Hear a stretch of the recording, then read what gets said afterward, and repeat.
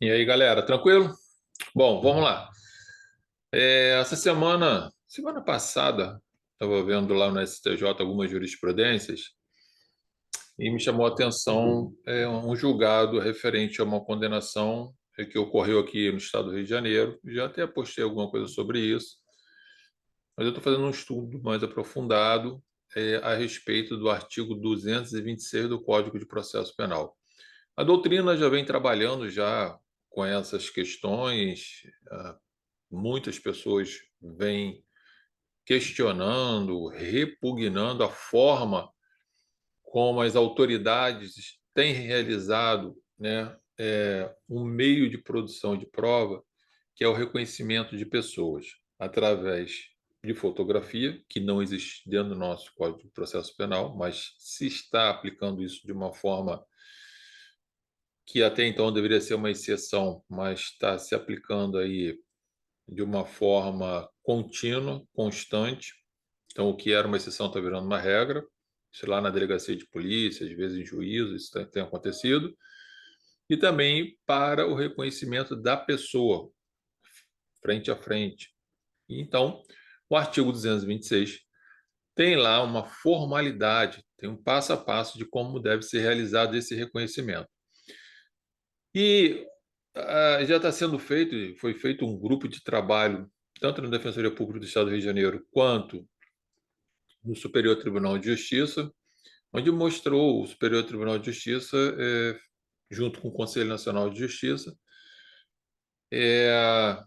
fizeram um trabalho, um levantamento, né, de como é que estava acontecendo essas condenações, como está sendo feito esse reconhecimento, as falhas que estavam ocorrendo, e os dados, as conclusões são absurdas, são alarmantes.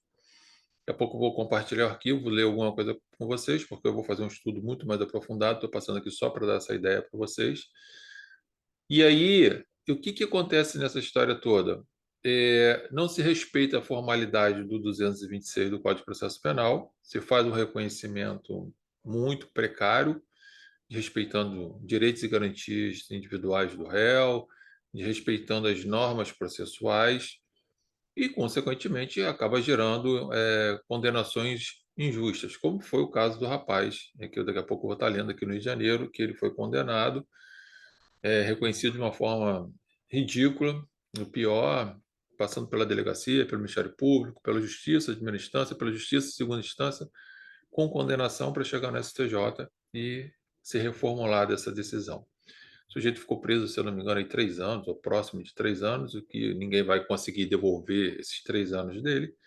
Mas o certo é que tem aí tem uma resolução já do Conselho Nacional de Justiça, tem, diante desse trabalho do Conselho Nacional de Justiça, né, informações procedimentais a serem realizadas, e também tem a proposta, né, de uma alteração no artigo 226, que tem lá uma série de requisitos, de formalidades que, se efetivamente forem comprovadas, forem aprovadas, forem aplicadas no dia a dia, se não exterminar esse erro, pelo menos vai minimizar muito, porque os erros hoje estão absurdos.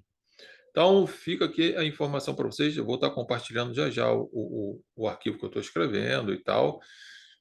Mas se inscreve lá no nosso canal, porque você recebe as notificações das coisas novas que forem aparecendo. E eu vou estar liberando uma aula específica sobre o artigo 226, inclusive, gente, à luz da psicologia jurídica, tá? Referente a falsas memórias. Estou fazendo um trabalho interdisciplinar, junto com o Código de Processo Penal, né, junto com a jurisprudência e o que as outras ciências trazem para a gente para nos auxiliar nos nossos trabalhos. Eu vou compartilhar aqui com vocês e a gente vai estar aqui falando aqui, né, com vocês aqui. Então, veja que aqui nesse caso a gente já tem, tá, a ideia aqui de a informação aqui, o habeas corpus é 769783, ok? E aí vem lá, STJ vê falha grave em reconhecimento fotográfico e manda soltar por ter acusado em 62 processos, ok? Aqui houve pela vítima uma descrição no primeiro momento, né, do suposto autor do fato, suposto réu, foi descrito de uma forma, depois foi descrito de outra, e o reconhecimento foi totalmente absurdo, né? Mas passou, gente. Isso teve que chegar no STJ. Mas eu quero chamar a atenção de vocês. Aqui eu coloquei o artigo 226, o arquivo, não estou me preocupando muito agora, que essa aula vai ser bem extensa, tá? Aqui tem aqui, ó, uma proposta de minuta de resolução que foi iniciada lá pelo Conselho Nacional de Justiça, e tem uma série, né, de regras a serem aplicadas. A gente vai ler isso aqui depois com calma, lá na nossa aula especial sobre isso. Tem muita coisa para ser falada aqui. Eu quero mostrar para vocês, mais no final, pelo menos uma parte do que o Conselho Nacional de Justiça apresentou, tá? Deixa eu só... Sugestão para a nova redação do novo artigo 226 do Código de Processo Penal. O Conselho Nacional de Justiça faz, né, uma sugestão para como deve ser realizado. A gente vai falar sobre isso, tá? Mais à frente aqui, a gente tem aqui ainda falando sobre a resolução, e já existe essa resolução também, só estão melhorando, enfim. E aqui, gente, ó, temos aqui, só para dar uma passada aqui para vocês, que olha só que interessante a conclusão do Conselho Nacional de Justiça nesse trabalho. Foi uma parte, que isso aqui foi a parte que eu achei que interessa para a gente nesse momento, mas o arquivo é longo, tem vários gráficos informando, com várias informações extremamente importantes e alarmantes referente a essa forma de produzir provas, tá? No 2.1, panorama geral e perfil das pessoas vítimas de erros no reconhecimento durante a etapa de coleta de dados, foi realizado o levantamento de casos emblemáticos de reconhecimentos errôneos vinculados na imprensa, o que resultou na identificação de 113 casos noticiados de 2000 a 2021, do ponto de vista da distribuição geográfica. 76,1% desses casos são oriundos de 2 estados, São Paulo e Rio de Janeiro, conforme conclui através do gráfico abaixo.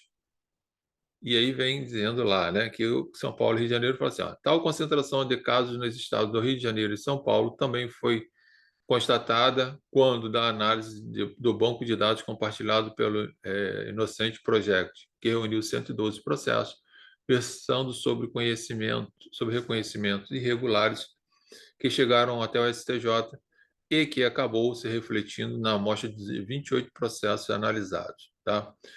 Então, tanto Rio de Janeiro quanto São Paulo são os estados, né, de liderança em erros judiciários, né? E aí, gente, se inclui aqui, né? Falando em erros judiciários, mas já nasce lá na delegacia de polícia, lá com o delegado, tá? Continua aqui. Olha só os alarmes que são essas informações. Os homens representam 95,6% dos acusados e as mulheres totalizam 4,4% dos casos. Quanto ao perfil racial das pessoas que foram vítimas de reconhecimentos equivocados, 65% foram classificados como negros, somatórios de pretos e pardos, conforme critério técnico estabelecido pelo IBGE, ok? 17,7% como brancos, e em 16,8% dos casos não se obteve informações da raça e cor. Ressalta-se que as classificações raciais foram obtidas por meio de critérios, né, heteroidentificação, a partir do levantamento de fotos das vítimas disponibilizadas na imprensa. Então, até isso, né, se utiliza uma foto lá da imprensa que vem vinculando alguma informação, e aí a gente vai verificar que tem inúmeros erros. Já teve gente até que já morreu aí, apedrejada, apaulada, tem noticiado, já houve essas notícias que confundiram ela, né, segundo informações de que foi vinculada, que ela havia praticado estupro. Gente, isso chega a ser um absurdo, é coisa da idade da pedra. A escolha de tal critério se justifica pela dificuldade na aquisição de informações oficiais a respeito da raça, cor e vítimas, e por aí vai. Então, gente, aqui no Conselho Nacional de Justiça, ó, se você entrar lá, você vai ter lá é um relatório com todas as informações que a gente vai estar debatendo aqui, tá? Deixa eu só interromper o compartilhamento para voltar. Você pode entrar lá e você vai ver que existe um relatório lá imenso demonstrando as diversas falhas, os dados são alarmantes.